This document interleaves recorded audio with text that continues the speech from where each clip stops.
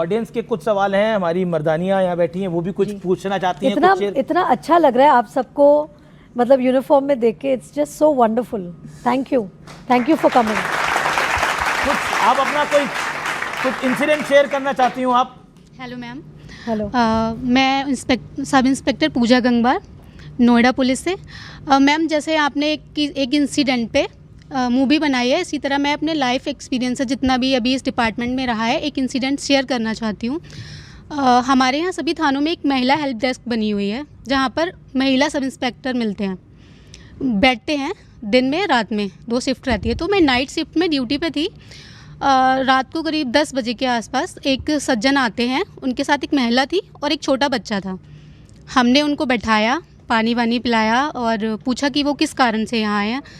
तो उन्होंने मुझे बताया कि जो बच्चा उनके साथ में है वो कहीं उनको खोया हुआ बच्चा मिला है।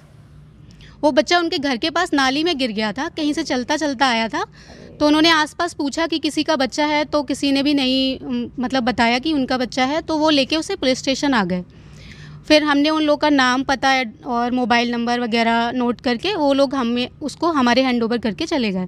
हमने उस बच्चे का फ़ोटो क्लिक किया और हमारा जो भी थाने के ग्रुप्स रहते हैं, व्हाट्सएप ग्रुप, उसका फ़ोटो सर्कुलेट कर दिया कि रात को पुलिस पेट्रोलिंग करती है पूरे थाना क्षेत्र में। तो अगर किसी को भी इस तरह का कोई ढूंढते हुए बच्चे को मिलता है या कोई कंप्लेन आती है तो तुरंत थाना कार्यालय जो रहता है वहाँ पर इन्फॉर्म करें या मुझे डायरेक्ट कर सकते हैं। फिर हमने उस बच्चे को, क्योंकि हम बैठ तो सकते नहीं थे, छोटा बच्चा था, कुछ बता भी नहीं रहा था, सिर्फ बोल रहा था मुझे घर जाना है, और वो भी अपनी टूटी फूटी लैंग्वेज में इतना ही बोल पा रहा था। हम उसको अपने गाड़ी से लेके गए जिस गांव से वो लोग लाए थे। पूरा गांव ढूंढ लिया, कोई नहीं मिला। एक तो सबसे बड़ा चैलेंज हमारे पास था कि रात का टाइम था, सब सो रहे थे, कोई बाहर नहीं मिल रहा। बाई चांस कोई 1-2 मिल रहा है तो छोटा बच्चा कोई पहचान भी नहीं रहा है।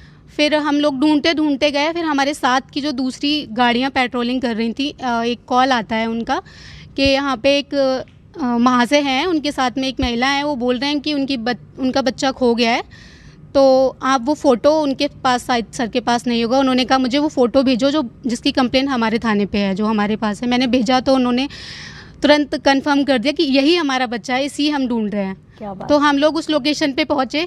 बच्चा अपने पेरेंट्स को देखते ही हंस के और अपनी माँ के पास चला गया। क्या बात। फिर हम उन लोगों को थाने पे लेके आए। हमने उनकी आईडी प्रॉपर, हम लोग वेरीफाई करते हैं, ऐसे बच्चा हैंड ओवर नहीं कर सकते।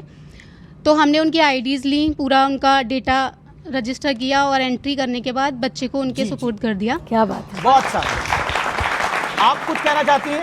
आप जी।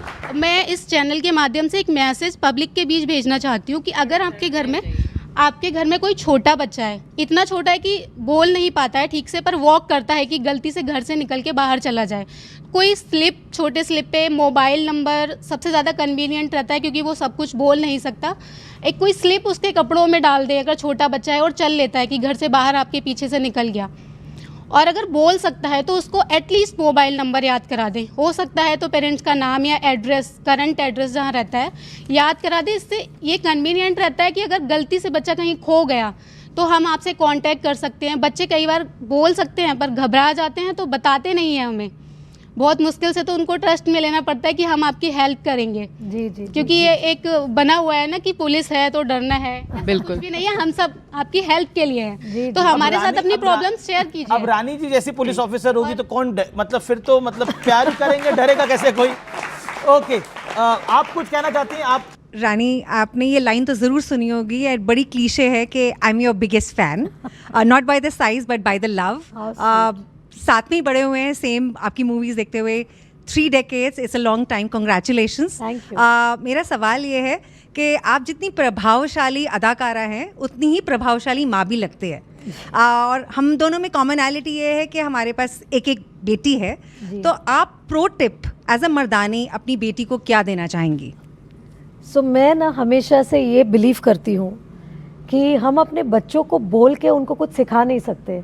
हम जिस तरह से अपना जीवन व्यतीत करते हैं, हम जो चीज़ें करते हैं हमारे रोज़मर्रा की ज़िंदगी में, बच्चे वो देख के मतलब बड़े होते हैं और उससे प्रभावित होते हैं। तो मैं हमेशा से यही चाहती हूँ कि I should lead by example, क्योंकि मेरी बेटी मुझे ऑब्ज़र्व कर रही है।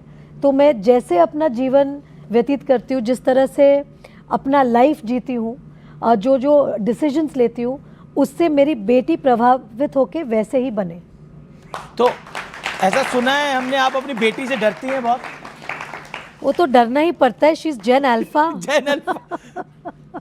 और उन्होंने आपको एक लेटर भी लिखा है, बहुत खूबसूरत चिट्ठी है, मैंने उस चिट्ठी को पढ़ा जी, क्योंकि जी, वो आई। और क्या कहना चाहती हैं आप? बस मैं खुद शॉक थी क्योंकि मुझे पता नहीं था कि ये सरप्राइज था आपके लिए भी? मतलब बहुत ज़्यादा बड़ा सरप्राइज़ कि मैंने सोचा नहीं था कि मेरी बच्ची मतलब एक बार ऐसे भी लगता है ना कि इतनी बड़ी हो गई है कि अभी मुझे नोट भी लिखने मतलब शुरू कर दिया उसने। बट जो अच्छी बात है ना कि बच्चों का दिल जो होता है ना बहुत साफ़ होता है, और वो जिस तरह से फील करते हैं वो फीलिंग मतलब बता देते हैं। और मेरे लिए उसके लेटर से बढ़ के और क्या हो सकती है ज़िंदगी में। ठीक है, अधीरा ने आपको सरप्राइज किया। मैं बता देता हूँ व्यूअर्स को, अधीरा आदित्य चोपड़ा का आदि और रानी का रा, उससे वो नाम बना हुआ है जी। तो आपको अधीरा ने तो सरप्राइज किया, जी। तो उनके पिताजी भी सरप्राइज करते हैं, आदित्य चोपड़ा भी सरप्राइज करते हैं? बहुत पहले सरप्राइज़ करते थे, फिर उनको पता चला कि इसको सरप्राइज़ नहीं दे तो बेटर है। ऐसा क्या सरप्राइज दे दिया था? अब ये सवाल तो पूछना बहुत बनता सारी है। सरप्राइज़ देते हैं, लेकिन बहुत जल्दी वो सीख गए कि रानी को सरप्राइज़ नहीं दे तो बेटर है। तो अभी मुझे पूछ के मुझे बता ही देते हैं कि अच्छा ये मैं करने वाला हूँ, ओके।